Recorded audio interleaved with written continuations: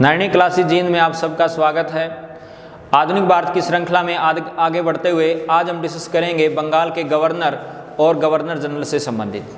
तो देखिए यहाँ पर गवर्नर जनरल से संबंधित हम बात करते हैं तो सबसे पहले हमने बात की यहाँ पर बंगाल के गवर्नर से संबंधित। अब क्वेश्चन ये आता है कि सबसे पहले यहाँ पर बंगाल के गवर्नर ही क्यों नियुक्त किए गए या बंगाल के अंदर गवर्नर और गवर्नर जनरल की नियुक्ति क्यों की गई।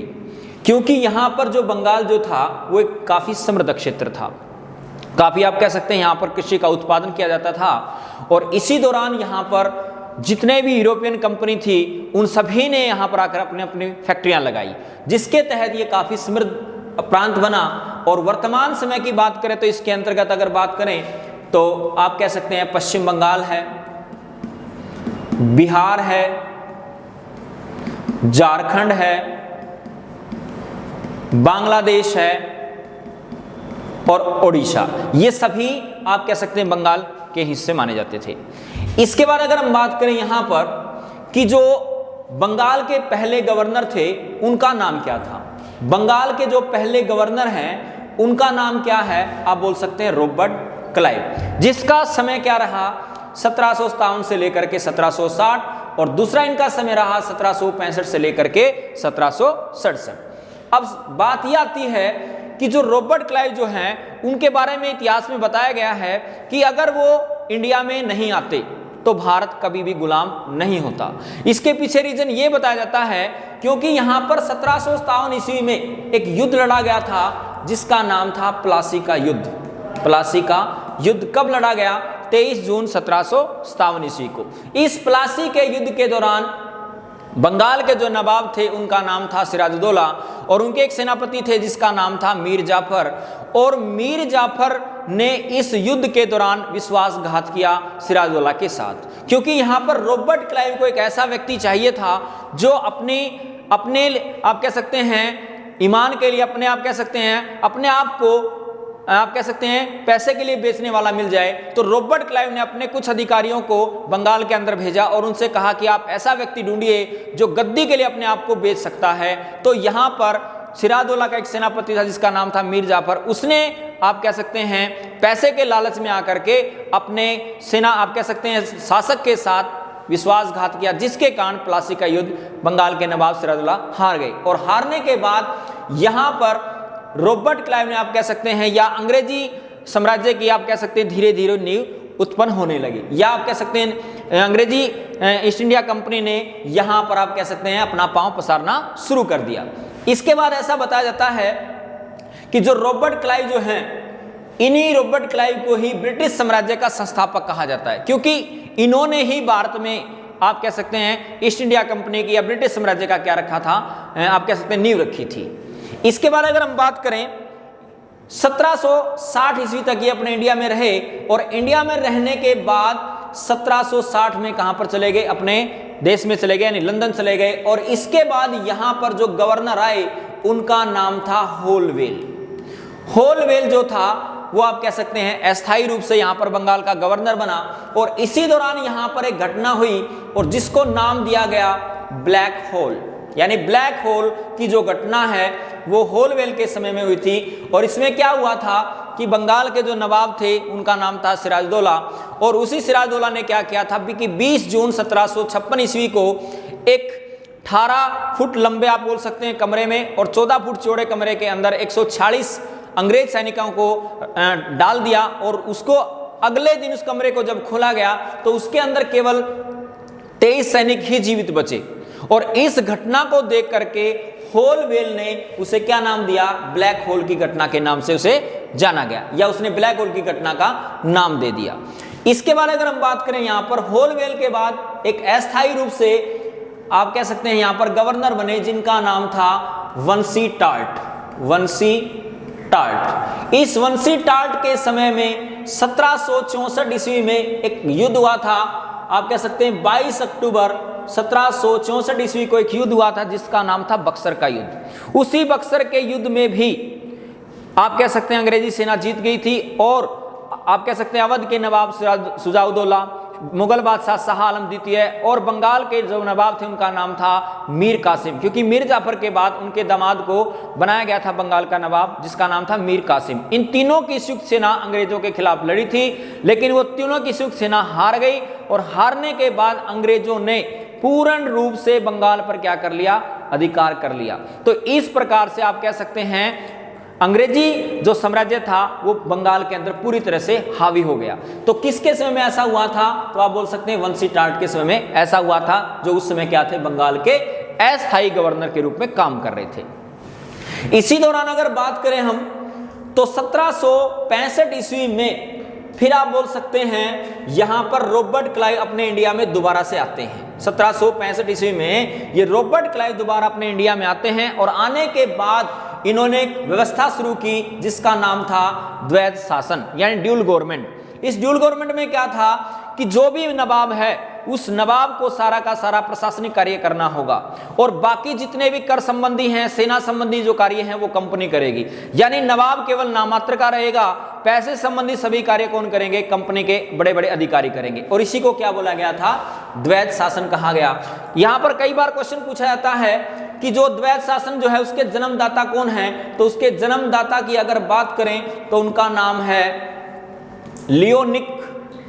लियोनिक कार्टिस जो हैं ये क्या हैं, इस द्वैध शासन के क्या हैं, जन्मदाता हैं। और किसने इसको शुरू किया, तो आप बोल सकते हैं रॉबर्ट क्लाइव ने। अगर बात की जाए कि द्वैध शासन किसने समाप्त किया, तो आप बोल सकते हैं वारेन हेस्टिंग्स ने। और पूर्ण रूप से समाप्त किसने किया, या पूर्ण रूप से किस अधिनियम के द्वारा आप कह सकते हैं समाप्त हुआ, तो आप बोल सकते हैं 1935 अधिनियम के द्वारा द्वैध शासन पूर्ण रूप से समाप्त कर दिया गया। इसके बाद अगर हम बात करें यहां पर 1765 ईस्वी में ही यहां पर क्या हुई, एक इलाहाबाद की संधि हुई। किसके समय में हुई, रॉबर्ट क्लाइव के समय में हुई। यहां पर इलाहाबाद की दो संधियां हुई थी, एक आप बोल सकते हैं 12 अगस्त को, और एक बोल सकते हैं 16 अगस्त 1765 ईस्वी को। यहां पर इलाहाबाद की संधि के दौरान क्या हुआ था कि रॉबर्ट क्लाइव और शाह आलम द्वितीय के बीच ये संधि हुई थी, और इस दौरान यहां पर कड़ा और बोल सकते हैं इलाहाबाद का जो किला है वहां पर ये आप कह सकते हैं अंग्रेजों ने शाह आलम द्वितीय को दे दिया था, अवध के नवाब शुजा-उद-दौला से छीन करके। और यहां पर बिहार, उड़ीसा, झारखंड इस क्षेत्र पर पूर्ण रूप से व्यापार करने का अधिकार शाह आलम द्वितीय ने किसको दे दिया, अंग्रेजों को दे दिया। और इसके बदले में अंग्रेजों ने क्या किया, आप बोल सकते हैं शाह आलम द्वितीय को 26 लाख रुपए की वार्षिक पेंशन देने का वादा किया। तो इस तरह से इलाहाबाद की प्रथम संधि हुई। दूसरी संधि के तहत क्या हुआ था कि यहां पर शुजा-उद-दौला और शाह आलम, आप कह सकते हैं रॉबर्ट क्लाइव के बीच दूसरी संधि हुई थी इलाहाबाद की 16 अगस्त 1765 को।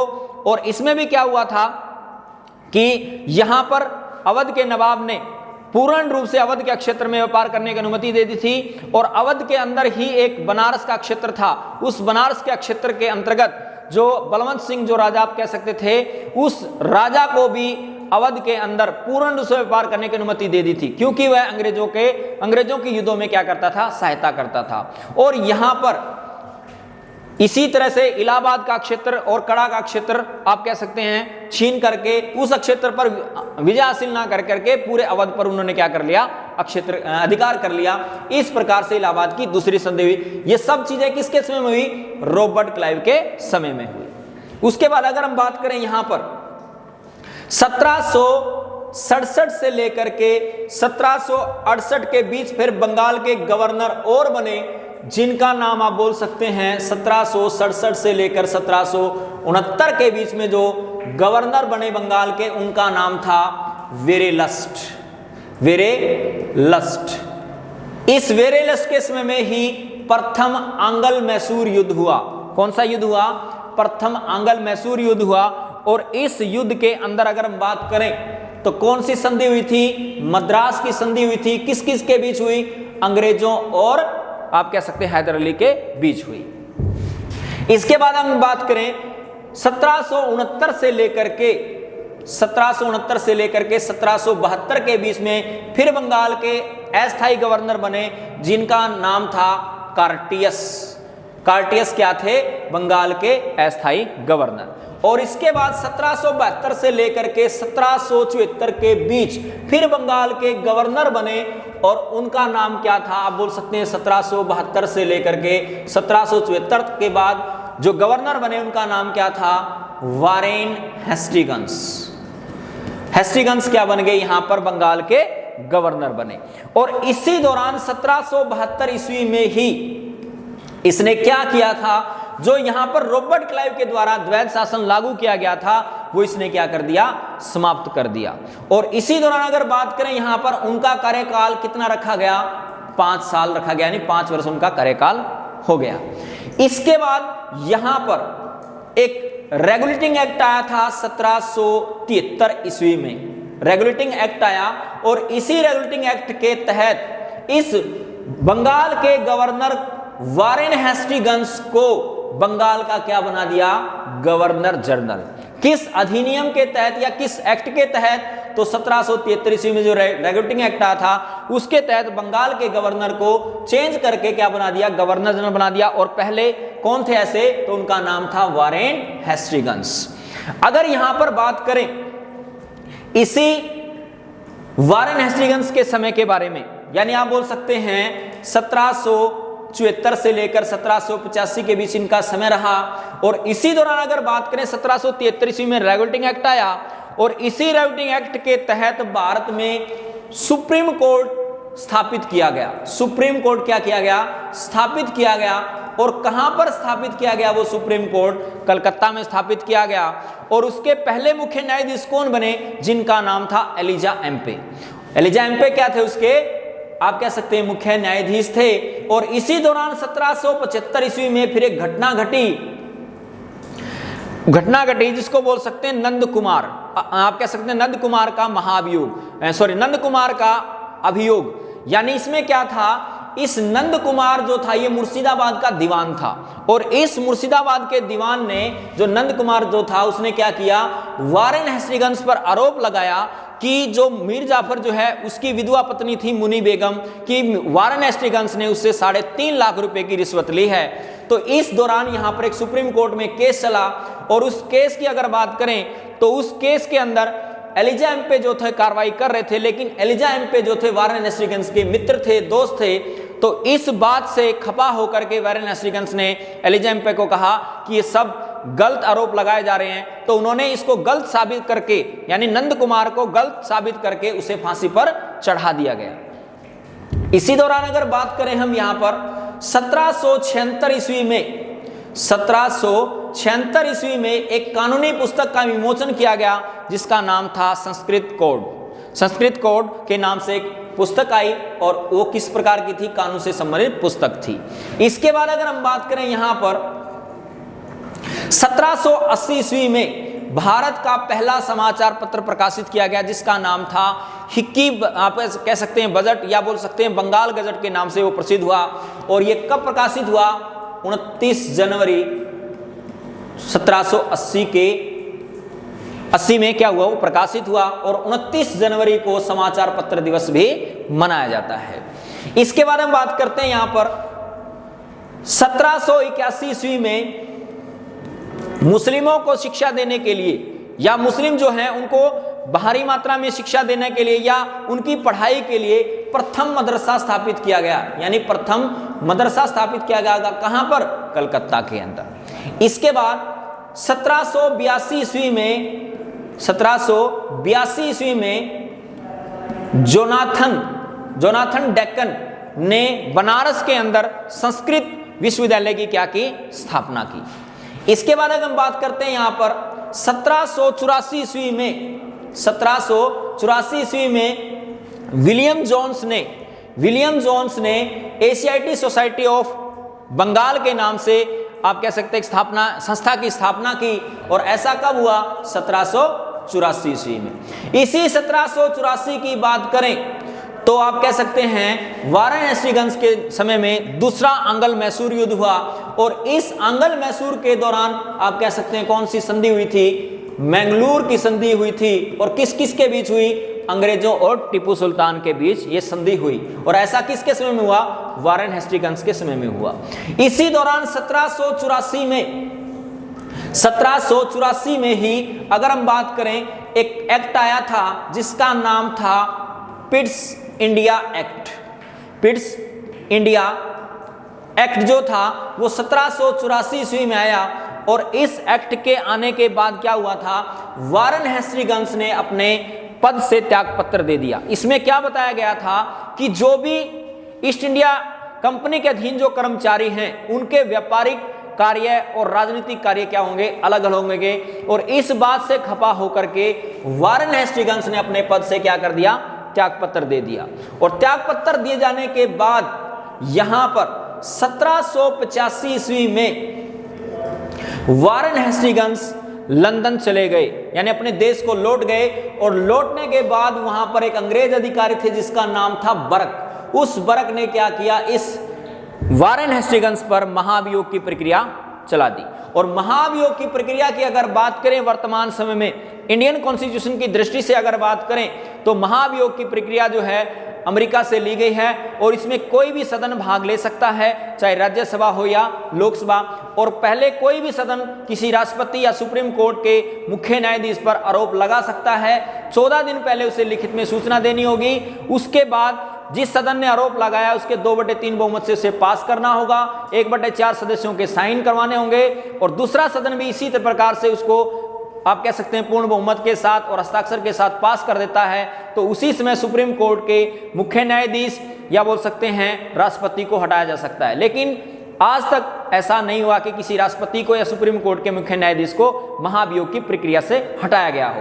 तो ऐसा ही यहां पर हुआ था कि वारेन हेस्टिंग्स के खिलाफ क्या चलाया गया था? महाभियोग। बिल्कुल आपसे क्वेश्चन पूछा गया जाएगा और कई बार पूछा भी गया है एसएससी के अंदर कि ऐसे कौन से गवर्नर जनरल थे या बंगाल के ऐसे कौन से गवर्नर थे जिनके ऊपर महाभियोग की प्रक्रिया लगाई गई? तो उनका नाम क्या था? Warren Hastings.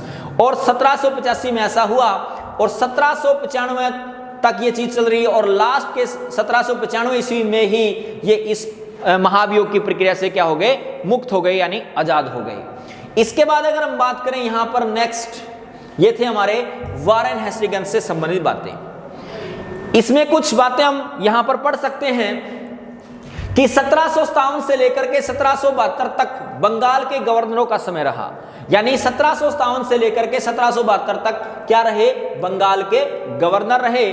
1773 से लेकर 1832 के बीच वो क्या रहे? बंगाल के गवर्नर जनरल रहे। 1833 से लेकर के 1857 तक क्या रहे? बंगाल के आप कह सकते हैं गवर्नर जनरल रहे, भारत के गवर्नर जनरल रहे। 1833 से लेकर 1857 तक क्या रहे? भारत के गवर्नर जनरल रहे। जबकि 1773 से लेकर 1832 के बीच में क्या रहे? बंगाल के गवर्नर। 1858 से लेकर के 1946 तक कौन रहा? वायसराय का पद रहा। और 1947 से लेकर के 1950 के बीच में क्या रहा? आप कह सकते हैं गवर्नर जनरल का पद रहा। इसके बाद हम बात करते हैं यहां पर, या आप कह सकते हैं वारेन हेस्टिंग्स, ये आप कह सकते हैं रॉबर्ट क्लाइव हैं, जो हमने पिछली स्लाइड में इसके बारे में सारी बातें बताई थी। वारेन हेस्टिंग्स के बारे में मैंने आपको सारी बातें बताई कि 1772 से लेकर के 1785 के बीच उनका टाइम पीरियड था। बंगाल का पहला गवर्नर जनरल बना। सुप्रीम कोर्ट की स्थापना हुई जैसे मैंने आपको बताया। और भारत का पहला समाचार पत्र जो था वो कौन सा बनाया गया था? बंगाल गजट। कब बनाया गया था? 1780 ईस्वी में। सारी बातें हमने पढ़ ली थी। इसके बाद अगर हम बात करें यहां पर ये वारेन हेस्टिंग्स हैं। इसके बाद हम बात करते हैं लॉर्ड कॉर्नवालिस से संबंधित। लॉर्ड कॉर्नवालिस का जो समय है 1786 से लेकर के 1793 ईस्वी तक है। इस लॉर्ड कॉर्नवालिस को जितने भी भारतीय संबंधित जो व्यवस्था थी उसका बड़ा आप कह सकते हैं अच्छा श्रेय दिया जाता है, क्योंकि इन्होंने भारतीय समाज के लिए, भारतीय जो लोग हैं उनके लिए अच्छा काम किया। जैसे उदाहरण के तौर पर अगर हम बात करें, इन्होंने पुलिस व्यवस्था का जनक कहा जाता है। यानी पुलिस व्यवस्था जो है इन्होंने ही भारत के अंदर शुरू की थी। इन्होंने पुलिस के अंदर जितने भी कर्मचारी जो थे उनका वेतन बढ़ा दिया और उनकी संख्या को भी बढ़ा दिया। लेकिन साथ में यहां पर क्या किया कि जितने भी भारतीय लोग थे और जितने भी जमींदारों के जो बच्चे थे, युवक जो थे, उनको क्या कर दिया, इस पुलिस व्यवस्था से क्या कर दिया, वंचित कर दिया। यानी बड़े बड़े जो पद हैं वो अंग्रेजों को दिए गए। लेकिन व्यवस्था क्या थी, पुलिस व्यवस्था का जनक इसको कहा जाता था। इसके अलावा अगर हम बात करें, इसी लॉर्ड कॉर्नवालिस ने क्या किया था, प्रत्येक जिले के अंदर पुलिस थाना बनाया। प्रत्येक जिले के अंदर क्या बनाया, पुलिस थाना बनाया। और उस थाने का जो मुख्याधिकारी जो था वो क्या गया, दरोगा नियुक्त किया गया। और सारे के सारे अधिकार, पुलिस व्यवस्था के सारे अधिकार जो जिला न्यायाधीश होता था उसको सौंप दिए गए। इसके बाद इनको क्या कहा जाता है, सिविल सेना का जनक कहा जाता है, क्योंकि इन्होंने जो आप कह सकते हैं यूपीएससी लेवल के जो बच्चे, जो तैयारी करने वाले बच्चे थे, उनके लिए उन्होंने ये व्यवस्था शुरू की थी। उसके बाद अगर हम बात करें यहाँ पर, इन्होंने भारतीय जो न्यायाधीश थे उन न्यायाधीशों को फौजदारी न्यायालय में क्या मिला था, फौजदारी न्यायालय में क्या मिला था, दर्जा मिला हुआ था। तो उस फौजदारी न्यायालय से उनको हटा करके यहाँ पर 4 भ्रमण करने वाली अदालतें शुरू की गई, जिसमें से आप बोल सकते हैं 3 कहाँ पर थी, 3 थी बंगाल में और 1 कहाँ पर थी, आप बोल सकते हैं बिहार के अंदर। इसी प्रकार से इन्होंने जो दीवानी अदालत थी, उन दीवानी अदालतों के लिए दीवानी न्यायाधीश भी नियुक्त कर दिए भारतीय न्यायाधीशों से हटा करके। इसी दौरान अगर बात करें 1787 ईस्वी में एक लॉर्ड कॉर्नवालिस कोड का निर्माण किया गया। किसके नाम पर ही किया गया लॉर्ड कॉर्नवालिस कोड का निर्माण, लॉर्ड कॉर्नवालिस जो आप कह सकते हैं बंगाल के गवर्नर थे, उन्हीं के नाम पर किया गया। इसी दौरान अगर हम बात करें, लॉर्ड कॉर्नवालिस ने कौन सी व्यवस्था चलाई, स्थायी बंदोबस्त व्यवस्था भी चलाई। स्थायी बंदोबस्त व्यवस्था क्या थी कि स्थायी बंदोबस्त जो था आप कह सकते हैं बिहार, उड़ीसा, बनारस के उत्तरी जिलों में, इन जिलों में या आप कह सकते हैं व्यवस्था चलाई गई थी। ये भू राजस्व से संबंधित थी, यानी लगान से संबंधित थी। और जितने भी इसके अंदर जमींदार जो थे उनको स्वतंत्र रूप से लगान वसूल करने का अधिकार दे दिया था। लेकिन यहां पर जमींदारों ने क्या किया, उसका 90% भाग किसको दे दिया, कंपनी को दे दिया। और 10% हिस्सा किसके पास रहा, भारतीयों के पास रहा। और इस प्रकार से भारतीयों का यहाँ पर क्या हुआ, काफी शोषण हुआ। लेकिन यहाँ पर लॉर्ड कॉर्नवालिस ने जो पुलिस व्यवस्था स्थापित की और सिविल सेना का जो जनक कहा जाता है, इस कारण से आप कह सकते हैं भारतीयों के लिए उन्होंने कुछ अच्छे कार्य भी किए। इसके बाद आप देख सकते हैं यहाँ पर, ये आप बोल सकते हैं लॉर्ड कॉर्नवालिस हैं। Thank you for watching. तो दोस्तों, अगर आपको ये वीडियो अच्छी लगी हो तो आप इसे लाइक करें, हमारे चैनल को सब्सक्राइब करें और ज़्यादा से ज़्यादा शेयर करें। धन्यवाद।